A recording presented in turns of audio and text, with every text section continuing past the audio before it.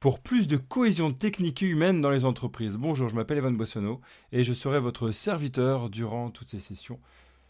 On va continuer notre échange sur l'histoire d'Audrey qui, vous savez, était dans un état où ça allait pas du tout. Elle nous disait ça va pas. Et comment réussir à l'accompagner, comment réussir à voir ce qu'elle a. Et la dernière fois, on avait parlé un peu d'exemplarité. Et c'était peut-être la première base où on se dit, avant de dire, ouais, vas-y, regarde, on avance, etc. Regarde, tu vas bien, tu vas bien, tu vas bien. Déjà, l'idée, c'est de pas le dire. Et ce qu'on avait conclu la dernière fois, en tout cas comme piste de réflexion, c'était qu'en fait, il était peut-être pas intéressant de le dire et d'essayer de lui renvoyer en miroir que elle aurait dû aller mieux et que en fait, ça sert à rien de pas aller bien. Non, l'idée, c'est déjà nous de montrer ce qu'on peut faire pour aller bien sans lui dire et qu'après elle puisse s'en inspirer quand elle sera disponible pour s'en inspirer. Et en gros, lui laisser cheminer vers là. Alors ça paraît peut-être long et compliqué, surtout dans une entreprise ou dans nos entreprises actuelles qui veulent avancer toujours tout de suite, c'est sûr. Et donc aujourd'hui, j'ai envie de vous parler d'une deuxième approche qui peut-être en fait est une première approche, c'est l'écoute. L'écoute, c'est laisser ce temps. Alors, je vais pas le faire là parce que ça peut-être ça vous semblerait étrange dans un podcast, mais c'est laisser vraiment un temps, un vrai temps d'écoute. Alors, écouter, c'est vraiment écouter, c'est-à-dire se mettre dans cet état d'esprit qui est de je veux vraiment écouter ce que la personne en face me dit, je veux vraiment savoir ce qu'elle a, et pas je veux tout de suite lui dire ce qu'elle doit faire, ce qu'elle est, ce qu'elle devrait, tout ce que vous pouvez mettre derrière. Et pas aussi arriver à ce principe, vous savez, de ah ben moi aussi, tu sais. Alors c'est bien dans des discussions, on va dire, d'amis rapides ou des discussions autour d'une bonne bière ou de n'importe quel autre liquide qui vous abreuve. Donc, c'est sûr, c'est bien, mais là, c'est peut-être pas ce qu'elle a besoin, la personne, Audrey. Là, ici, elle a peut-être besoin de vraie écoute. Donc, ce temps où on est présent. C'est une vraie posture, en fait. Une posture que moi, par exemple, j'ai appris, que j'ai tenté d'expérimenter depuis un long moment et que j'ai exercé encore plus durant les formations de CNV et de coaching que j'ai pu suivre. Cette posture, elle est pas anodine, elle n'est pas naturelle chez tout le monde. Il y a des personnes qui l'ont, pas naturellement ou naturellement, je sais pas, puis je veux pas amener cette réflexion ici dans ce podcast, mais on va dire que c'est acquis et présent chez certaines personnes. Vous savez, c'est ces personnes-là qui, on leur dit, ah mais dis donc, avec toi, j'ai l'impression que je peux tout dire, avec toi, j'ai l'impression que je peux vraiment m'exprimer et t'es là et tu me coupes pas la parole et j'ai l'impression que je peux te dire tous les secrets et je sais que tu vas pas aller les répéter. Voilà, c'est ces personnes-là. Et on va se dire, tout de suite, on leur met une étiquette. Donc, c'est ces personnes-là. Et voilà, il n'y a que celle-là. Donc, c'est-à-dire que si dans votre équipe, il n'y a pas ces personnes-là, comment on fait? Voilà, c'est cette réflexion-là. Mais moi, je vais revenir un peu sur cette écoute. En fait, pour moi, je pense que vous l'avez compris, pour moi, c'est une compétence que l'on peut acquérir. Ça ne veut pas dire qu'on peut en devenir le meilleur ou la meilleure. Il n'y a aucune recherche de ça. C'est juste être là à écouter. Pas penser à autre chose, non, non, vraiment écouter la personne. Se taire. Se taire vraiment. Et ça, c'est pas ce qui est le plus facile. Vous voyez que je fais exprès de laisser des temps de pause, des vrais temps de pause, ces temps de pause qui ralentissent vraiment le rythme en entreprise et qui laissent ce temps de souffler.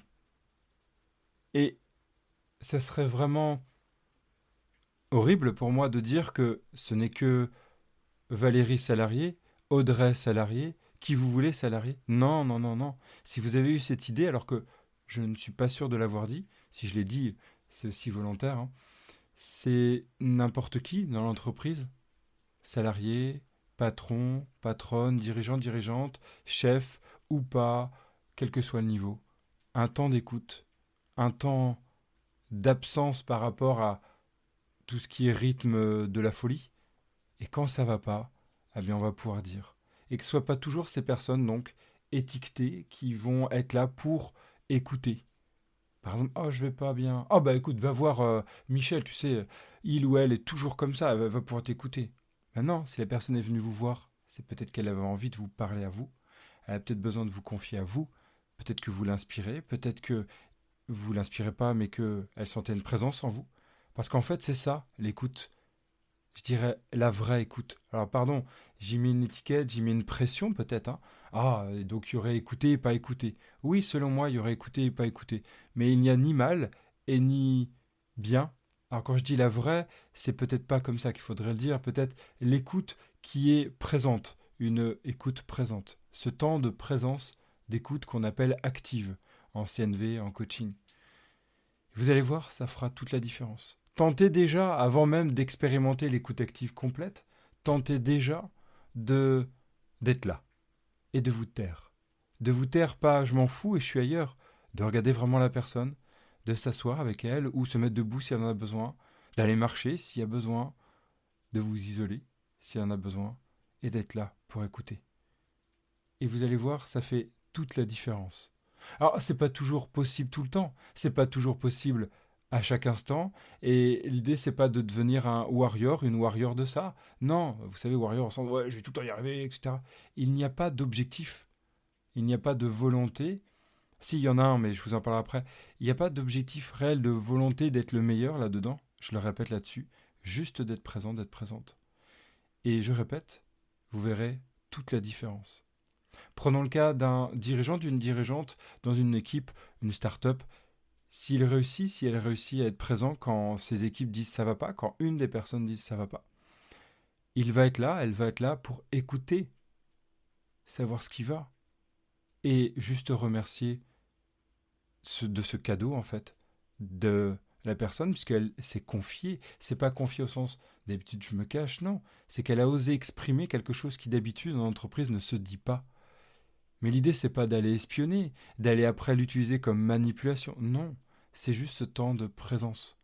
Et je vous assure, on se sent d'autant mieux quand on sait qu'on peut parler dans l'entreprise. Si je dis je vais pas bien, ça veut pas dire que je vais pas bien tout le temps.